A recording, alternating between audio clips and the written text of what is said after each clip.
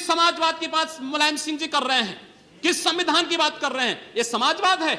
स्वयं राष्ट्रीय अध्यक्ष हैं, इनके 2 भाई महासचिव हैं, इनका पुत्र प्रदेश अध्यक्ष है। कौन से समाजवाद की बात करते हैं? परिवारवाद की बात करते हैं। बेवकूफ बना रहे देश को।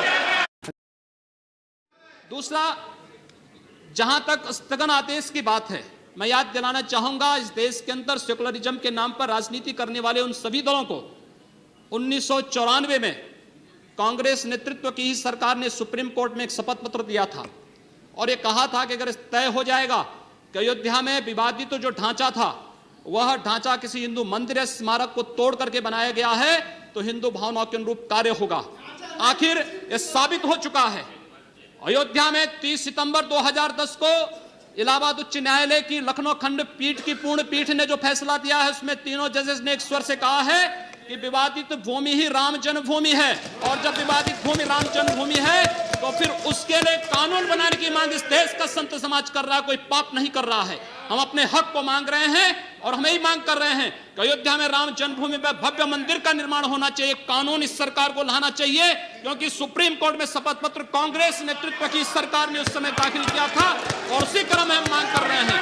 और संतों को उनके हकों से वंचित किया जा रहा है, उनके धार्मिक यात्रा को प्रतिबंधित किया जा रहा है, उन्हें अपमानित किया जा रहा है। और किस समाजवाद की बात मुलायम सिंह जी कर रहे हैं? किस संविधान की बात कर रहे हैं? ये समाजवाद है? स्वयं राष्ट्रीय अध्यक्ष हैं, इनके 2 भाई महासचिव हैं, इनका पुत्र प्रदेश अध्यक्ष है। कौन से समाजवाद की बात करते हैं? परिवारवाद की बात करते हैं। बेवकूफ बना रहे देश को।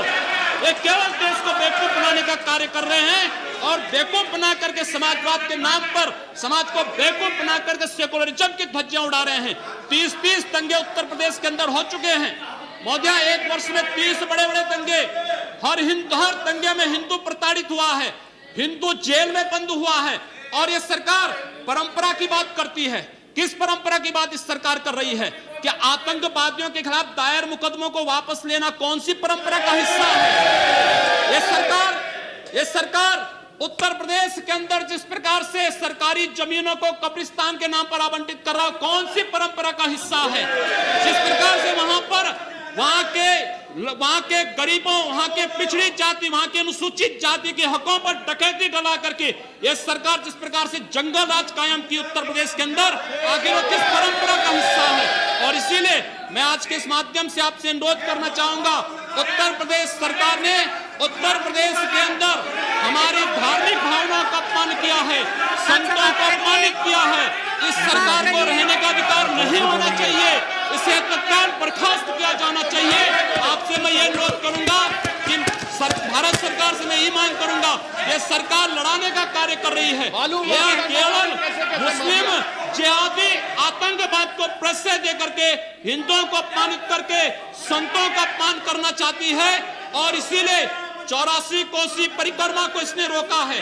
मोदिया, जितनी फोर्स वहां लगाई गई उसका दशांश भी मोदिया उसका केवल दशांश भी केवल सुरक्षा के लिए देखी। 200-250 संत अपनी धार्मिक यात्रा को शांतिपूर्ण ढंग से निकालते। इस सरकार ने यात्रा पर रोक लगा करके उत्तर प्रदेश के अंदर 10 करोड़ लोगों को पीड़ित किया है, अपमानित किया है, उनको परेशान किया है। और यही नहीं, यह सरकार लगातार हिंदुओं को अपमानित करने का कार्य कर रही है। और इसीलिए मैं आपके माध्यम से अनुरोध करूंगा, इस सरकार को रहने का कोई अधिकार नहीं, इसे बर्खास्त किया